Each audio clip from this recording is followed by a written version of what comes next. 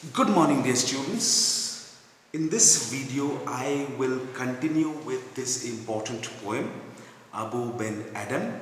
In the previous video, I had discussed on the poet in detail. In this video, I will be doing regarding the poem, the source of the poem, the inspiration behind writing this poem by the poet, the historical connections from which the poet has drawn or had drawn inspiration to write this important poem. So, while you follow this video, kindly have your books open at page 35 and follow the video in detail. All that I teach in this video, I will be sending you a particular PDF in which you will have all the details. Kindly refer to it and learn from it. So this poem, Abou ben Adhem by Leigh Hunt, is a poem with religious overtone. There is this presence of religious and spiritual thought. When you read the poem, you will realize that in the poem there is a shade of religious and spiritual thought. This poem in a way deals with particular religious principles, and it also deals with spirituality. So this poem has what we can say a religious overtone and a fervent moral lesson. Fervent, F-E-R-V-E-N-T, fervent meaning a very strong moral lesson which the poem gives. This poem conveys the idea of service to humanity is the best form of worship, or is the best form of religious duty that a man can devote himself to. Serving one's fellow men and women is a path to obtain God's graces. Selfless service to man without the thought of recognition, without the thought of reward for doing such service is the best way to get closer to God and obtain or be showered with God's graces.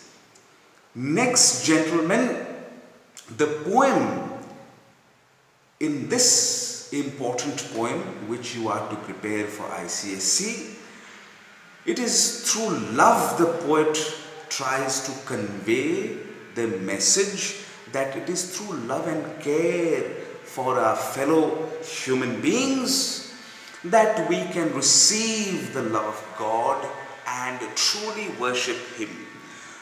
The true worship of God is our dedication, our devotion, our service to our fellow men. So that is the clear message which the poet gives us through this poem.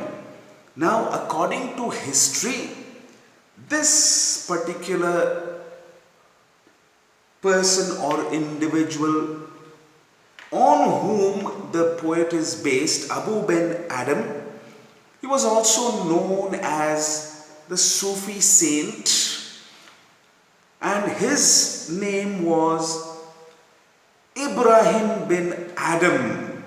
and he was born according to the information. There is a misinformation in many books, but go by Wikipedia. And what does Wikipedia mention, which is the most trustworthy source of information? So Wikipedia says this Sufi saint Abou ben Adhem, on which Leigh Hunt has written, based on his life and his experience, he has based this poem on the Sufi saint Ibrahim bin Adhem. And according to Wikipedia, he was born in 718 and he lived till 782 AD, Anno Domini. So please remember, if you are asked on whom did Leigh Hunt base this particular poem, you have to remember that it was based on this particular Sufi saint by the name of Ibrahim bin Adhem, and he was born in 718 and died in 782 AD. He was the king of a province called Balkh, B-A-L-K-H, and Balkh today, B-A-L-K-H, Balkh today is a place in Afghanistan. So he lived and ruled in a province called Balkh, which now today at the present time is a place in Afghanistan. Incidentally, gentlemen, please remember, incidentally, the poem draws from the Arabian folklore meaning the Arabian traditional stories that went around. So this poem has a connection to the stories in Arabia that has been circulated for many hundreds of years.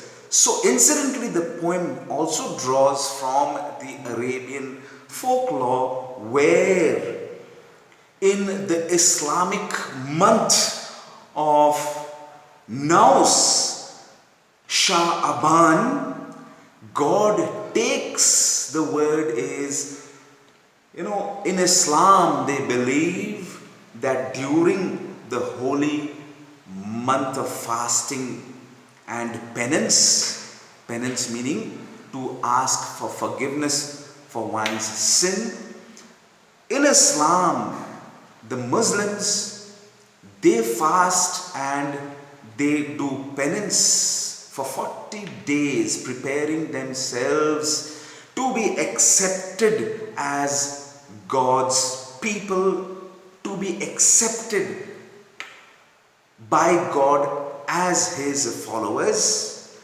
So this particular month in the Arabic countries is also called Naus, N-O-U-S, Naus, Shah, S-H-A, Aban, A-B-A-N, Naus, Sha'aban.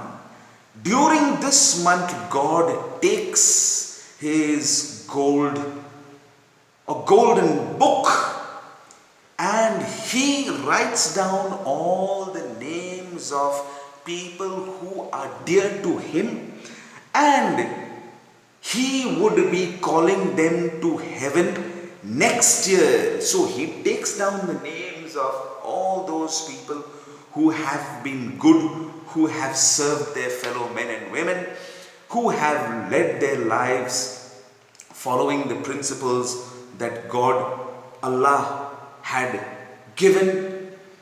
And He takes down those names so that He could call them to heaven the following year. So, this poem gives us thus indirectly, it talks about blessed death, that Abu bin Adam was selected by God to have a holy death and therefore obtain God and heaven through his death, proving that he in all his heart and soul loved God and was chosen by God to enter heaven. This poem is a fitting tribute. Please remember, this poem is a fitting tribute then, that the verse that is written in memory of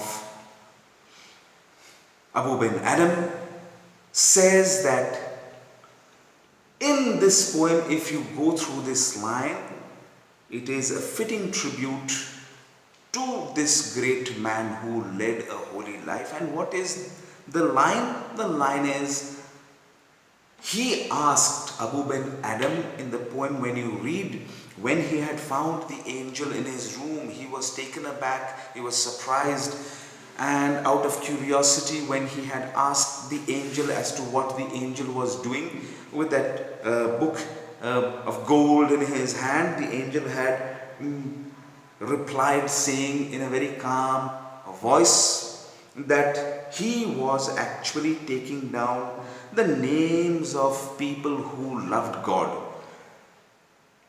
He asked the angel, was his name in that list of people who loved God? So the angel had told him that his name was not. So he was a little taken aback, but he was not depressed when the angel had said so. Instead, he cheerfully asked the angel if the angel could kindly take down and write his name in the list of people who loved his fellow men. The angel complied and wrote down his name in the book, to be precise, in the list of people who loved God's creation in the form of his fellow men, and disappeared. The next night, when the angel reappeared and showed Abu bin Adam the list of people whom God loved, he was absolutely elated, delighted, overjoyed. He experienced the euphoria of being accepted by God. Euphoria means this extreme happiness which he could not express. To note that his name was right at the top of the list of whom God loved and whom God considered as his own. So, gentlemen, that is the line when he had asked, write me as one who loves his fellow men, came to be used in Leigh Hunt's poem. And this line is the key line which gives us the moral lesson that we should, as human beings, in order to achieve God's grace and in order to achieve a place in heaven, we must work to serve others selflessly, without any selfish motive or without any selfish thought of expecting any reward. Only then we would be loved and accepted by God. So, gentlemen, next, the legend of Abu bin Adam, this poem, was actually picked up by Leigh Hunt from a French book when he was reading it in the French National Library. And he was inspired to elaborate, give his own thought, and he was inspired to write this poem. The idea had come to him through a French book while he was reading way back in time in the National Library of France. And it was first published in a book called The Amulet in 1838. And this was published by S.C. Hall, an author by the name of S.C. Hall. And this poem, as I said, is Leigh Hunt's description of an incident, narration of an incident in a story form of a single incident between an angel and the Sufi mystic or a holy man or a saint, Abou bin Adhem. So this is what, in short, the connection of the poem has with the various sources of history from which Leigh Hunt had drawn inspiration to write this poem. Now, this is a narrative poem. It narrates, it tells us a story in a very short way, in a brief way, and it recounts one single incident of this holy, pious, sacred, God-fearing man who was asleep in his room one night. He was experiencing a peaceful sleep. Why peaceful? Because he had nothing to worry about. He had not done anything wrong. He had led a pure, holy, honest life in service of his fellow men, thereby in service of God. Therefore, he had no fear, no stress, and no worries, no anxiety. He was at peace with himself and at peace with the world around him. He was asleep peacefully in his room when an angel appeared in his room in the form of a bright light. He was woken up and he was surprised to see this ethereal being, this heavenly being in his room. He was not afraid. Instead, he completely had faith in God, that God was always guiding and protecting him, that he was a man of God, that no or nothing could cause any harm to him. So with courage he asked the angel, seeing the angel carrying this book made of gold, what was the angel writing in that book? Without fear he asked. And as I told you earlier, the angel, in a very calm, soothing, soft voice, which comforted Abou bin Adhem, that he was writing the names of people, those who loved God truly. And when Abou bin Adhem asked the angel, was his name there in the list of people who loved God truly, the angel very calmly mentioned, telling him that his name was not on that particular list. Abou bin Adhem was taken aback and he felt a little upset, but he was not depressed about it. He was sure of his selfless love to God, his being an honest man, him being an honest man, and he asked the angel, requesting the angel, if the angel could write his name in the list of people who loved God's creation, who loved his fellow men, and he did so very humbly. very cheerfully, trying to prove that he was not a person who was greedy of recognition, that he truly loved God. He asked the angel whether the angel could write his name down in the list of people who loved his fellow men. The angel complied. The angel noted down his name and disappeared. The following night, when the angel appeared, the angel showed him the golden book in which his name was written right on top of the list of whom God loved. This proved that he was loved very much by God, that God had chosen him to be his people. God had blessed him and showered his grace upon him. So, gentlemen, this is a narrative poem.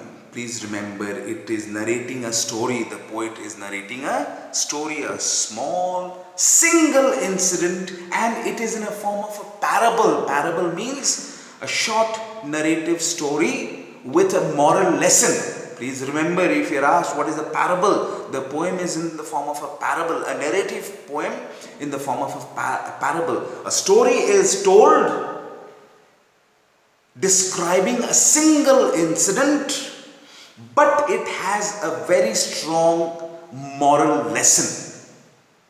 So that is a parable. A parable is a short story with a very strong moral lesson. Here, the parable is of the angel and Abou ben Adhem. Jesus used parables, Buddha used parables, they used animals and various entities of nature to explain certain moral principles to the people so that they could understand and follow them. So Jesus used in the Bible, in the Gospels, there is a lot of parables which Jesus used, taking very simple objects and things from nature, using animals, using trees and seeds, and various other objects of nature, including human beings, to tell short stories with strong moral lessons. So, a parable is a short story, a narrative story with a very strong moral lesson which is given through this story. So please remember that this is a narrative poem where Leigh Hunt uses the storytelling technique to convey, to give us a very strong moral lesson. And the lesson here is loving one's fellow men is perhaps the most virtuous, virtuous, most virtuous or the correct way to serve, love God and worship Him.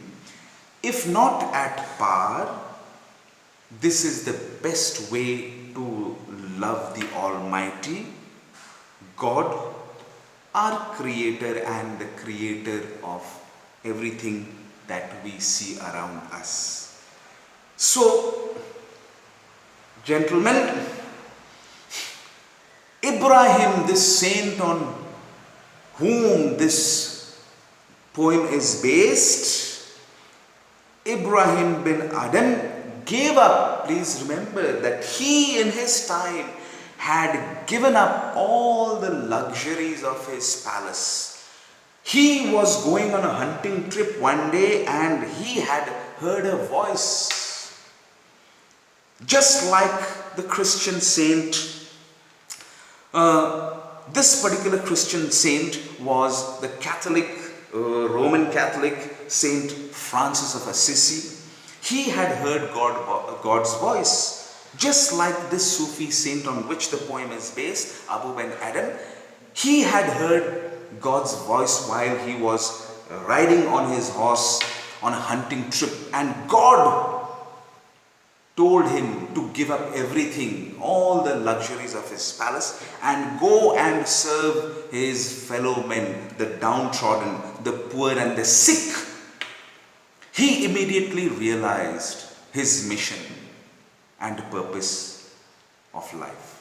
He listened to God and he gave up all the luxuries. He gave up his palace and he began to lead a very simple life, helping and serving the poorest of the poor, the sick, the needy.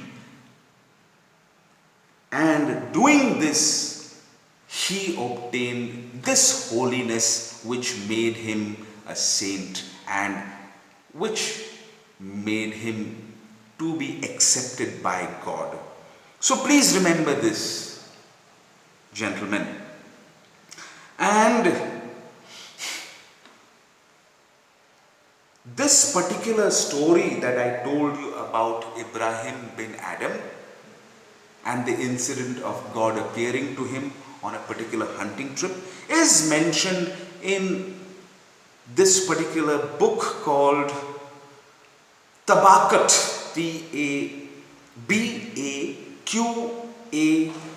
Tabaqat al-Sufiya, Tabaqat al-Sufiya, S-U-F-I-Y-A, and it tells us about this particular incident and this particular story. So there is a lot of connection, and it all leads to one important Sufi mystic or saint by the name of Ibrahim bin Adhem. And this you will have to keep in mind later on when you are preparing for your exam. All these notes I will be sending them across to you on WhatsApp. Kindly read through the notes and know them. Though ICSE will not ask any sort of questions on the background of the poem in details, but you will have to know the reference of the poem. Reference to the context, you'll have to know the poem well, and you'll have to know what each line means in the context of the poem. So, please go through in detail and keep in mind, if at all you are asked in the exam, you should know this little incident which I recounted and told you. Now,